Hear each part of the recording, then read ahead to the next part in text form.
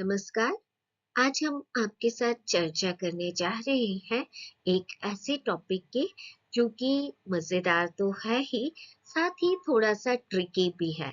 और यह टॉपिक आपको पूरे नंबर दिला सकता है अगर आप इसे थोड़ी शिद्दत के साथ पढ़ें। हमारे टॉपिक का नाम है orbital energy level diagram.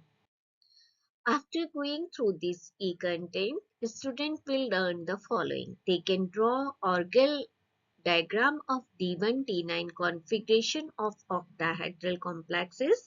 They can explain the electronic spectra of octahedral complexes. They can explain the electron transition and they can explain the splitting according to term symbol. हमारे इस ई कंटेंट को पढ़ने के बाद छात्र बना सकेंगे अष्टफल के संकुलों में D1 से D9 कॉन्फ़िगरेशन के ऑर्गल डायग्राम। वे व्याख्या कर सकते हैं अष्टफलकीय संकुलों के इलेक्ट्रॉनिक स्पेक्ट्रा की।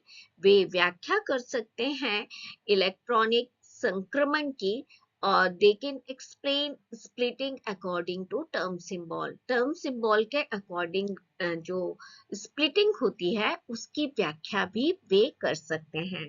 हम छात्रों को बताना चाहेंगे कि संक्रमण धातुओं के इलेक्ट्रॉनिक स्पेक्ट्रा को स्पष्ट करने के लिए दो तरह के डायग्राम दिए गए। एक को हम कहते हैं ऑर्गल एनर्जी लेवल डायग्राम जो कि वीक लिगेंड से रिलेटेड है, और दूसरा होता है टनेबो-सुगेनो डायग्राम जो कि स्ट्रॉन्ग लिगेंड से रिलेटेड रहता है। What is orgel diagram? To explain the electronic spectra of transition metal complexes, orgel diagram are given. It is drawn between the splitting energy and ligand strength. X-axis is the ligand strength and Y-axis is the splitting energy.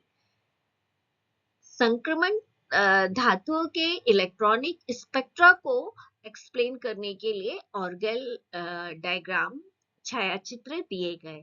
ये जो है विपाटन ऊर्जा और ligand के सामर्थ्य के बीच में खींचे जाते हैं। एक्स एक्सिस पे हम लिगेंड की सामर्थ्य लेते हैं और वाई एक्सिस पे हम विपाटन ऊर्जा का स्तर बताते हैं। ऑर्गल डायग्राम को समझने के लिए जो ट्रिक थी वही इस स्लाइड में है। जहां कहीं भी आपको डी टर्म सिंबल मिले तो ध्यान रखिएगा डी की जो स्प्लिटिंग है वो इस तरह से होगी T2G और EG में। डी के 5 सब ऑर्बिटल होते हैं TXY, TYZ, TZX, TX2, Y2, DZ2 जो कि 5 हॉरिजॉन्टल लाइन से शो किए गए हैं। एक आपको ट्रिपली डिजेनरेट स्टेट मिलती है, यानी तीन की ऊर्जा समान होती है, उसको हम कहते हैं ट्रिपली डिजेनरेट स्टेट। और दो की ऊर्जा अगर समान होती है तो उसको हम कहते हैं डबल डिजेनरेट स्टेट, जिसे EG से डिनोट करते हैं, और ट्रिपल डिजेनरेट स्टेट को हम T2G से डिनोट करते हैं। इसी तरह अगर आपका टर्म सिंबल F निकलता है तो हमको हमेशा ध्यान रखना है कि F की स्प्लिटिंग इस तरीके से होगी।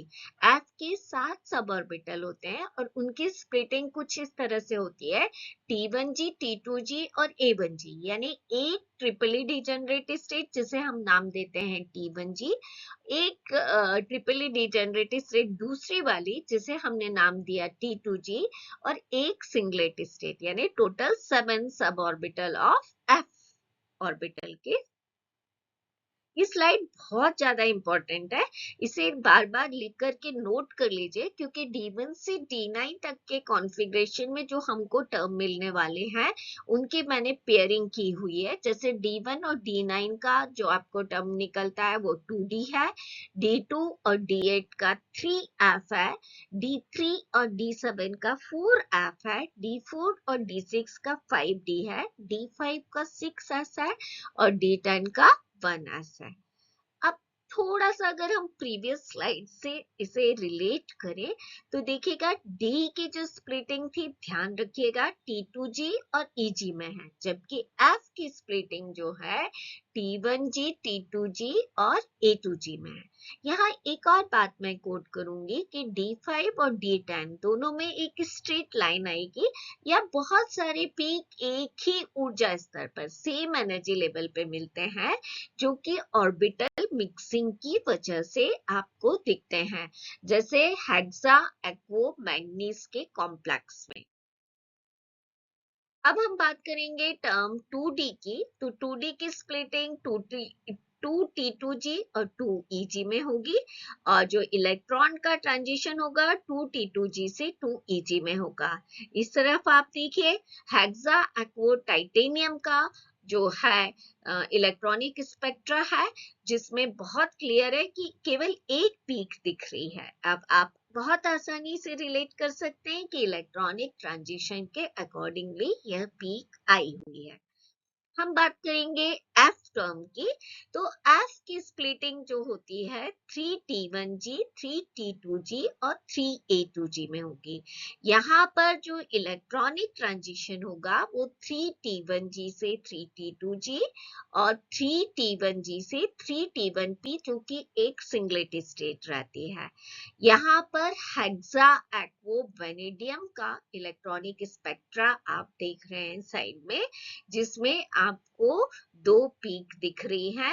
एक पीक होगी 3T1G F से 3T2G से, और एक रहेगी 3T1G T1F से 3T1P की वजह से। अब हम बात करेंगे 4F टर्म की। F टर्म है इसलिए फिर से इसी तरह से स्प्लिटिंग होगी T1G, T2G और 4A2G में। यहाँ पर जो ट्रांजिशन होगा वो 4T1G से 4T2G और 4T1G से 4A2G में। साथ में आप देख रहे हैं हेक्सा एक्वोक्रोमियम का स्पेक्ट्रा, जिसमें आपको इन दो इलेक्ट्रॉन ट्रांजिशन के रिस्पॉन्डिंग दो पीक्स आपको दिख रही हैं। फिर से हम बात करेंगे टर्म सिंबल 5D की, तो D टर्म है इसलिए again it is splitted into T2G and EG, और केवल एक पीक आपको दिख रही है। तो अगर मैं आपसे ये कहूं कि तीन टर्म्स रहती हैं S, D, F, S में नो स्प्लिटिंग, D में जो स्प्लिटिंग रहेगी उसमें केवल एक आपको पैराबोला टाइप का स्पेक्ट्रा मिलेगा, और F से रिलेटेड स्पेक्ट्रा में आपको दो पीक मिलेंगी। और इसी तरह F को आपको जो है टर्म्स में ध्यान रखने के लिए इसका जो F का जो डिवीजन होगा 3+3+1 यानी 4T1G, T2G और एक A2G सिंगलेट स्टेज रहेगी। D का जो स्प्लिटिंग रहेगी वो T2G और EG में होगी। इस तरह आप ऑर्गेल डायग्राम और टर्म सिंबल को बहुत आसानी से याद कर सकते हैं। ट्रिक केवल यही है कि पेयरिंग कर लीजिए। S में नो स्प्लिटिंग, D में केवल एक पैराबोला और F में डबल पीक आपको मिलेंगी।